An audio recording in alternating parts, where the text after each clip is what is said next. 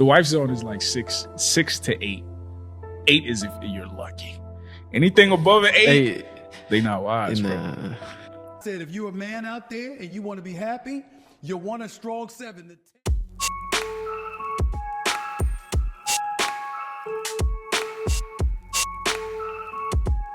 Hey guys, welcome back to Liminal Period. It's your girl, Chun-Li Shoddy. Today, I wanted to have another conversation on physical attractiveness. And I actually wanted to dive a little bit deeper on that sweet spot when we talk about physical attractiveness, when we are looking to date a particular woman in order to find someone that is attractive externally, as well as having those core values internally. Today, I wanted to take a look at a clip from the Stephen A. Smith podcast where he sat down with Eboni K. Williams, an author, lawyer, as well as a star on The Real Housewives. And it's not just the black family, it's families all over the place. We were talking about men and women, and somebody asked me a question, and I brought up a strong 7. And I said, if you're a man out there and you want to be happy, you want a strong 7. The 10, no, she's a 10, it's too much drama. Okay, the 9 thinks she's a 10. That's too much drama. The 8 already knows that she's probably a 9, so even though it's not as much drama, it's still going to cause you some issues. But the 7, the strong 7, knows that she's beautiful enough, she's smart enough, she brings enough to the table, but in the same breath, her ego is not out of control to the point where it will force your ego to infiltrate the proceedings and nothing gets accomplished. That was my argument for a strong 7. Eboni K. Williams, was I correct in my assessment? I understand that the 1 to 10 rating scale of physical attractiveness is subjective. And I myself will occasionally lean on this 1 to 10 rating scale as a measurement tool, as a way to communicate and contextualize varying degrees of something. Whenever you're using a scale, it is to demonstrate how intense something is. Okay, like something can be pretty, something can be beautiful, something can be gorgeous. Like that is the point of a 1 to 10 scale. Okay. However, I know that a lot of people have like emotional attachments to these numbers and take it out of context. And I think like that's where a lot of the issue comes. First of all, whenever you're talking about an average and you're talking about the height and peak or anything, you're looking at a bell curve. And if you guys know anything about surveying or data analytics, you know that majority of everything is going to fall within the middle or the average. And so there are very few 10s in the world in general. There are very few 10s. So that's why I think what Stephen is actually talking about, and he did describe it towards the very end, and he mentioned the word ego. It's your self-esteem. Okay, so how good do you feel about yourself? And honestly, you can feel great about yourself. But the second part, and the part that I feel like a lot of people overlook, is your self-importance. That is what is critical when you talk about ego. Self-importance. Where do you think you place within the world? And the thing is, I don't even blame it on any individual. I just blame it on cultures and society because, and I hate, like that sounds like such a cop-out, but it really is, because in certain cultures and certain societies, like within the Vietnamese culture or East Asian culture, there actually is a Chinese proverb that I was taught from a very early age, and it literally translates to, for high mountains, there are higher mountains. Okay? It literally means, bro, you think you good? There are people better than you. Like, so always have some sort of modesty, always have some sort of humility about it, so you can feel like you beautiful. I've said it before, like I think I'm average, but I think I'm average because it's like there are 7-8 billion people in the world, but we all can't be 10s. And I've seen beautiful people. It's all about self-perception versus reality. Okay, so you can have high self-esteem, but understand that there are people that are smarter than you, people that are richer than you, people that are faster than you, people that are stronger than you. Like, you are a great person, don't get me wrong. But there will always be someone better than you in some facet of life, because there is just so many different ways that we can quantify and qualify people as human beings. What Stephen A is just describing is a woman that is attractive enough. So once again, on the binary scale, you are attractive. However, you have humility, you have understanding, and you have awareness that you are not the best. So therefore, you are always and continuously in the mode of self-improvement.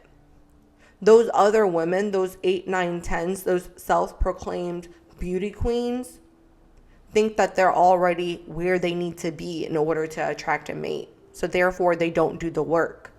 But a 7, a strong 7, and when he means strong, he means like an actual good-looking woman with actual good work ethic who's actually going to put in real work. Oh yeah, her strong 7, baby, you getting wifed up.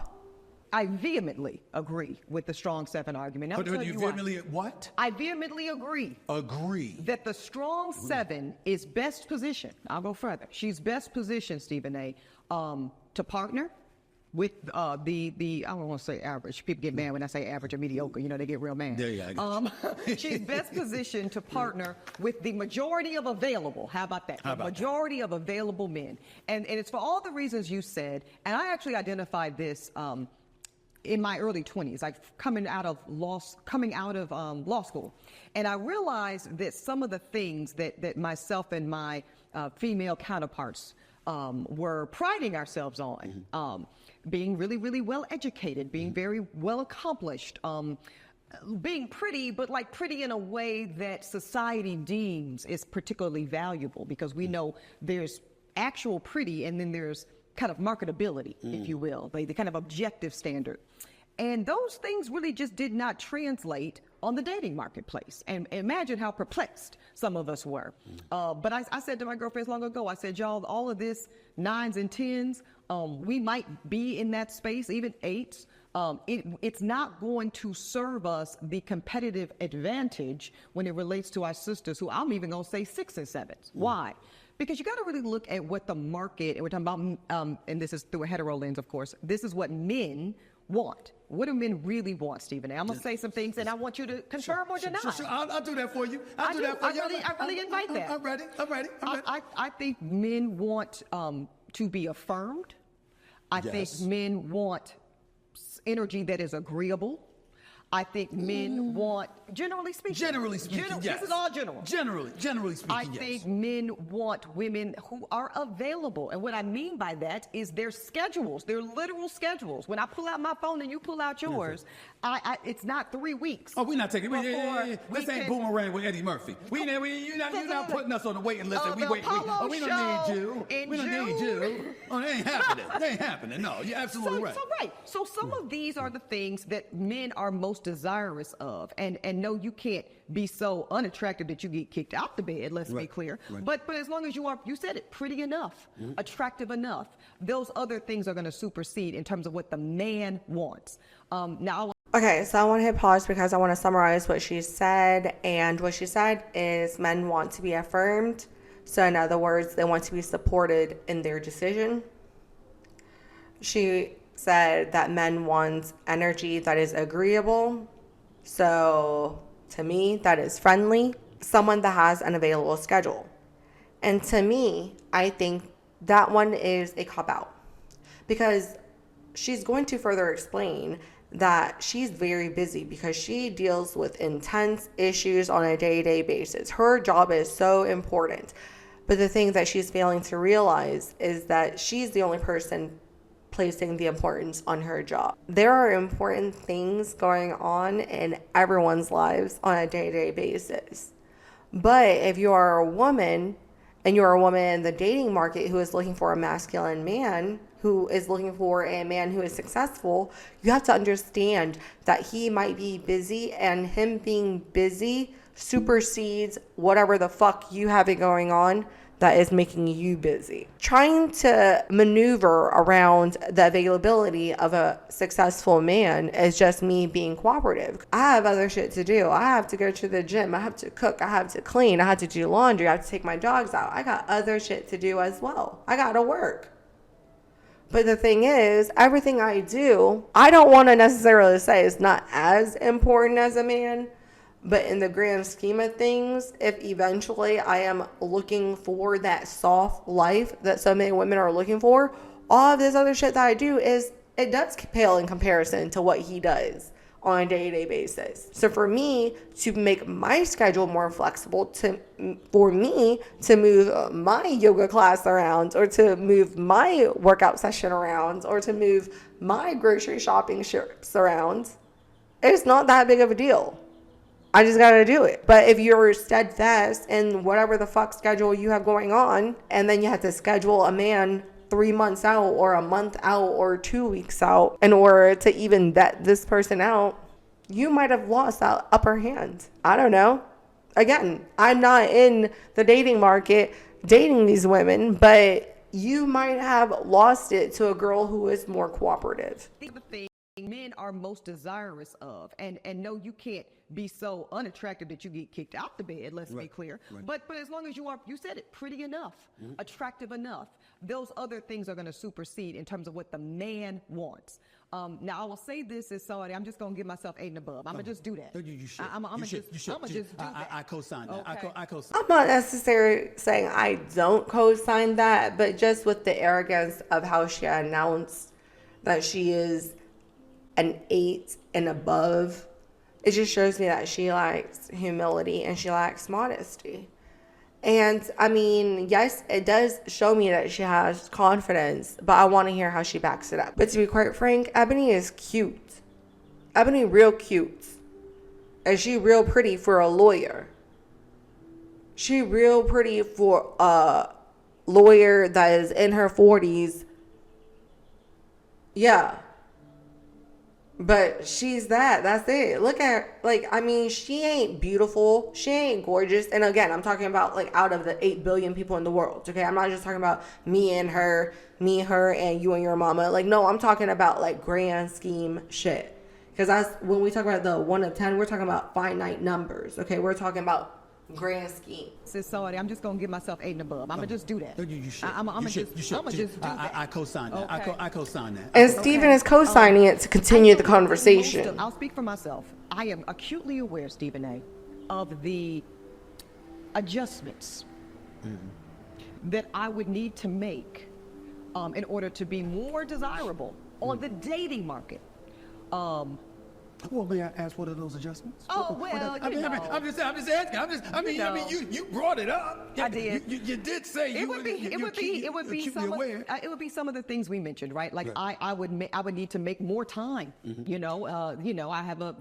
I can imagine what your schedule looks like. Right. Mine might not. But she's not prioritizing. But it's probably not far off at this point. I tape a show on the West Coast. Last time I saw you, where were we? Yeah, in the air. Flying back from we LA. were literally in flying the back air. from LA. We were 30,000 feet in the air. That's right. So there's a bi-coastal lifestyle issue that I think would need some attention if I was to really get serious about trying to partner right now.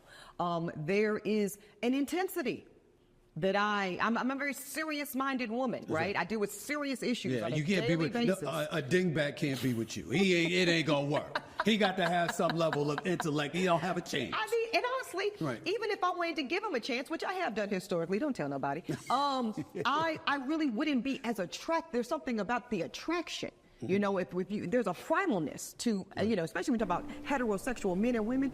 Okay, compatibility is fair. Okay, most people are going to be attracted to people who are not only compatible on the IQ level, but also on the EQ level. You're just more compatible with people who are on the same wavelength.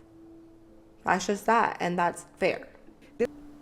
To how we are attracted to one another, and in order for me, who still very much, despite my intensity and my intellect and all this, kind of what we would consider masculine alpha shit. Right? Excuse me, I don't know if I can cuss on here. You can. Okay. Go ahead. No. I'm still you've known me for a long time. You've known me almost 10 years, Stephen A. I am still very much, very feminine, very soft in many ways, and I'm still very soft in many ways. No, you're not soft. Yes. Does she embody what it looks like to be a soft woman? Yeah, she's fair skin, long hair, lashes, makeup, nails done, pearls on. Yes, you look like what it looks like to be a soft woman. But even from hearing you speak, You are not a soft woman, Ebony. And it's okay. We come in all varying degrees of hardness. And it's okay. But there's probably a reason why you're in your 40s and you're not married, despite you being on Real Housewives. And I'm not criticizing to put someone down. I'm criticizing to encourage self-reflection and self-improvement. And obviously I'm a nobody, but I'm letting it be known that women who are like Ebony, who place so much pride and emphasis on their careers and their accomplishments and their accolades, are not going to typically be the most soft and feminine women. Bell in a lot of capacities. I'm born and raised North Carolina. Let's go. So those geography doesn't matter. Receptacle energy is still very real for me. So now I need a masculine energy that can just almost overperform. And you know what it is? So y'all ain't men enough. Y'all ain't manly enough for Miss Ebony. Y'all just gotta level up. She ain't never met a masculine man that could meet or supersede her energy. Need to know this. Women need to know this. Okay. So. All right. First of all, you gotta allow a man to be a man. Here's what I mean by that. Please. You have a lot of women out there who don't want to be quote unquote objectified. You don't want a man looking at you and he desires what he sees. That's just what they say. A lot of. That's what they say. That's what they say. And I'm going like this. So you want him not to desire what he's looking at when he looks at you? What kind of sense does that make? And not only that, don't get me wrong, he don't need to be classless. He don't need to approach you and be too forward. Let me just be clear, whoever's listening, that's not my issue. Right. You know this about That's me, right. I think. Yes, I do. I'm a pageant queen, for God's sakes. Right. I just want to pause because she says this a lot. Maybe not in this particular interview, but she always talks about being a pageant queen. Honey, you are in pageants. You are not a pageant queen. You have not won any pageants. You are in the pageant circuit. And so you might understand the objectification of the beauty standard. I'm sorry. I just had to. What kind of sense does that make? And not only that, don't get me wrong, he don't need to be classless. He don't need to approach you and be too forward. Let me just be clear, whoever's listening, that's not my issue. Right. You know this about That's me, I right. think. Yes, I do. I'm a pageant queen, for God's sakes. Right. I pride myself on one of the things, in fact, there are also men, since we're going to do this, that pretty stuff don't mean that much to them. Right. It just don't. It's like you say, pretty enough, that's fine. If you are a man that average to a slightly above average aesthetic works for you, I am not your woman. Right. I'm not. Because I am for a man. But that's who you are.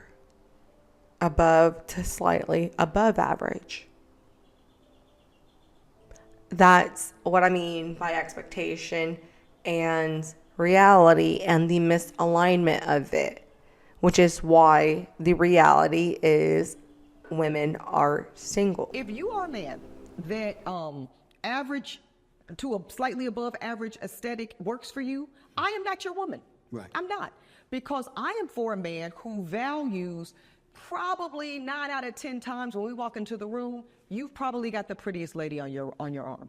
Yeah. And that doesn't mean But you can pull that off. Right. I can't hold most women accountable for that because most of them can't pull it off like that. I understand. And those are the, but you asked me what adjustments would I make? Right. Those are some of the adjustments. I would consider men, because I know that's one of my, it's like cards. You know your strong suit. Right. That's one of my strong suits. But where I was going was this.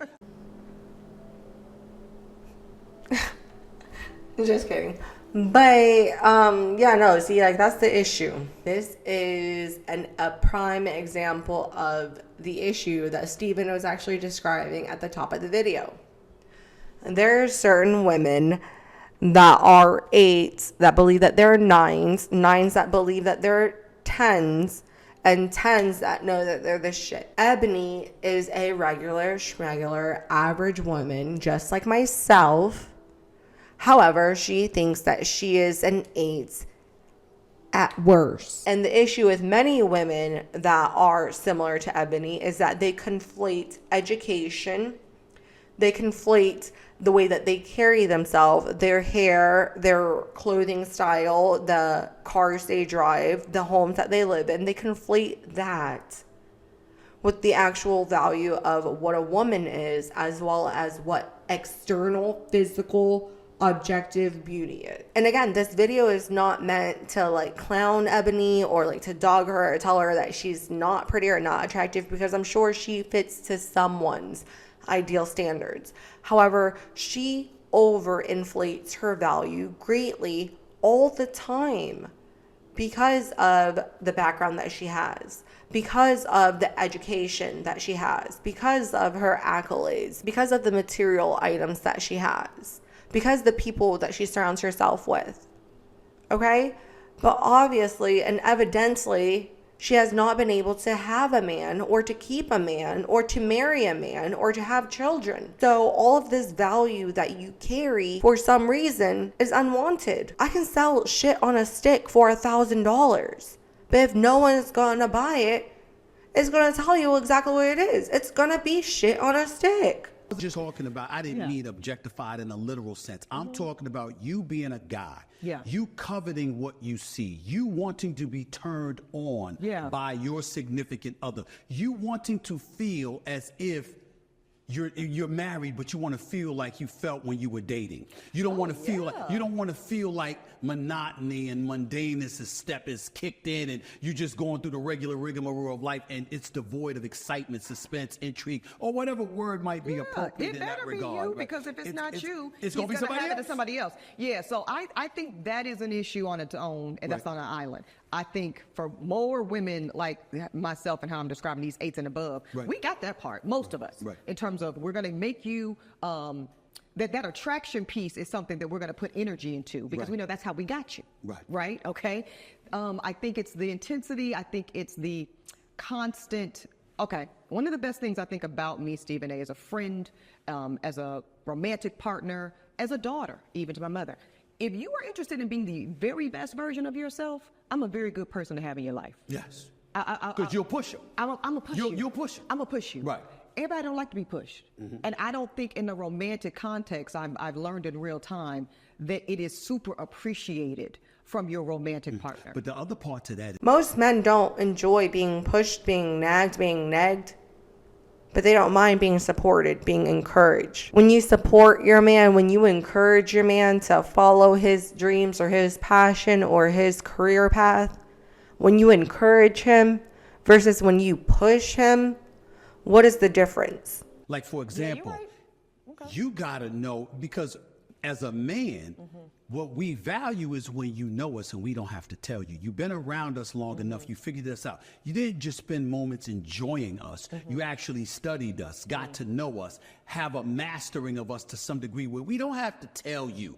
You know, you know when we want to go out. You know when we're not interested in going out. You know when we want to get down. You know when we don't want to. You have an idea of who he is without him having to tell you, because it tells him you've paid attention to what works for him, which elevates his level of faith in you that you will ultimately figure things out and y'all will flow along more smoothly than not. I love that. And I think that most women need to spend more time with that figuring out piece. And I would also declare, Brother Stephen A. Smith, that the chief complaint that I know I felt in my relationship, because this is the problem. I've never had a problem attracting men. I believe you believe that. I believe that. Okay. I believe that. We definitely know you think that you're beautiful, Eboni. We know that. We know you know, he know, we all know. We know you think you cute.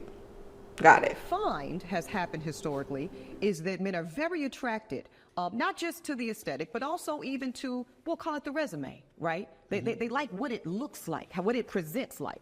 And then they actually get to know me. And they realize they actually are fans, if I can just be totally honest with you. Okay. They're fans. They respect it.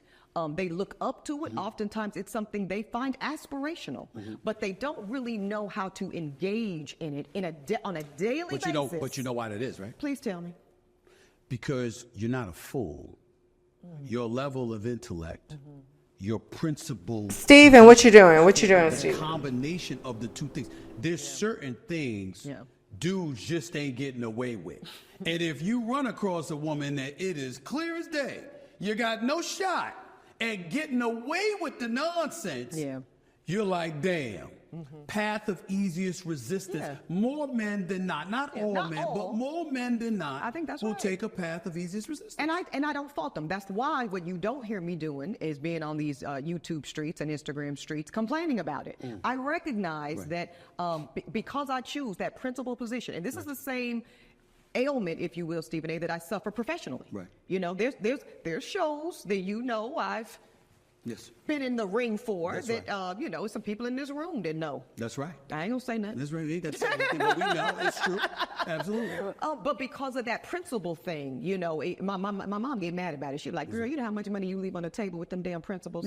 But and she's not wrong. She's not wrong. And how many men might be on the table, so to speak. To your point, I believe you're 100% correct. But I just gotta. I'm still not understanding these principles that she keeps referring to. What are these principles that you have that are leaving men out to dry and opportunities on the table? What are these principles? This is where my faith kicks in. Just to kind of wrap it on up. This is where I believe what God has for me is for me, and it will never miss me. I truly believe that. Not a job, not a show, and not a divine. I guess we'll check in 8 years. That man is out there. He will find me. I don't have to go looking for him, and he'll find me on God's time, not on my time. How about that? So we'll go with that. Misery seeks company. And I say that because the issue with women like Eboni is that she is a 7. And that's being generous.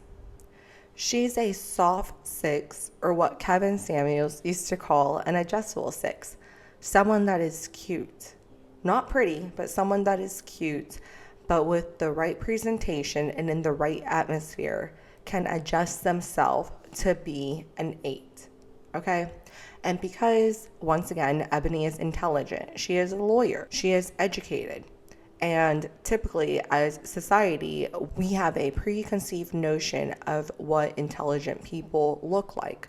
We think that smart people are dorks, nerds, geeks, and typically beauty and brawn are mutually exclusive. And that example can also be applied to men. Like whenever we think about a jock, we don't typically see them as the most intelligent person on the team. Like think about Gronkowski. Okay? There are tons of jokes where he is the butt of it because he is dumb or ignorant or caveman-like. I do think that that is a standard that society has placed upon just people that are pretty as well as people that are intelligent. So because of that standard, when a soft 6 is educated, a lot of times they feel elevated as far as their self-esteem goes, and it correlates with their self-importance. And so again, Eboni thinks that she is an 8 at the very minimum. So therefore she expects the attention, she expects the praise, and she expects the treatment of an 8 at the very minimum. So once again, we forget that attraction, that A, is subjective, and secondly, it is also just a way to get your foot in the door. How you decide to dance within that mating dance is going to dictate your treatment as well as the success in your relationships. And as I stated, Eboni is in her 40s and single, and she is still very educated, and she is still very pretty for what that's worth. But anyways, I wanted to end this video on another clip that I found very interesting, and they elaborate a little bit more on that sweet spot. The wife zone is like 6 to 8. 8 is if you're lucky. Anything above an 8, they not wise, bro. Life is about Faustian bargains. It's about a deal with the devil. If you get this, you got to pay this. Mm-hmm.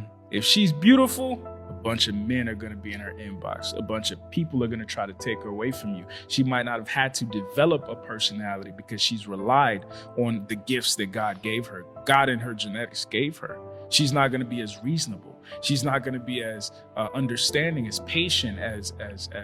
She's not amenable to being molded. Yeah. But men don't think about that. Oh, she just fine. Ass fat and titties fat. Or some are taught. I've had some say their father taught them a beautiful woman is harder to keep. Don't go for the pretty one. Nope. And I was like, 8 if you're lucky. 8 if you're lucky. lucky. Are you kidding? 8 if you're lucky. Yeah, my daddy taught me it takes too much to keep her. Mm-hmm. I tell has too people all many the time, options. if I'm lying, I'm flying. if she believe you, if girl. she I ain't is had no if daddy. she is I didn't overly either. pretty, His and you'll daddy see told like the him Melissa that. Fords and things Concerning like me. that. If she is overly pretty, she's probably single. You've seen it. Yep. Yeah. Yeah. Yep, you've seen it and I've seen it too. But once again, the conversation I think really needs to shift away from just physical attraction and how beautiful someone is and focus more on their ego as well as their humility, their modesty, and how they see themselves within the grand scheme of things, okay? Because how they see themselves and their self-perception is going to show you, or at least is going to cue you into how they move around the world, as well as how they interact with you within the dynamic of a relationship. But anyways, you guys do let me know what you think about the paradox between beautiful women and what they deserve. Please do let me know what you think in the comment section down below. And I enjoy speaking with you guys, and I'll talk again with you guys next time. Bye.